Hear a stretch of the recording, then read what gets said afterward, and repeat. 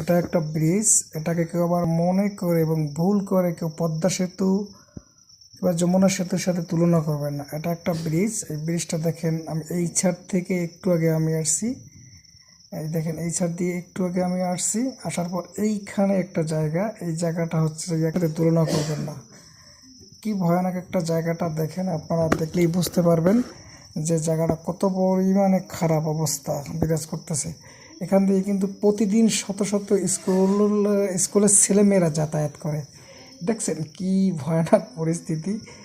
অনেকে আবার মনে করতেছেন এটা হচ্ছে যে আমাদের স্বপ্নের পদ্মা সেতু। আসলে কিন্তু পদ্মা সেতু না, এটা হচ্ছে যমুনা সেতুও না, এটা হচ্ছে যে আমাদের 5 নং টোনা ইউনিয়নের লখাকাটি গ্রামের ভিতরে একটা ব্রিজ, যেটা টোনার সম্মিলিত মাধ্যমিক বিদ্যালয় এটার পাশে অবস্থিত। এখান থেকে প্রতিদিন অনেক ছাত্রছাত্রীরা যাতায়াত করে, আসা যাওয়া করে।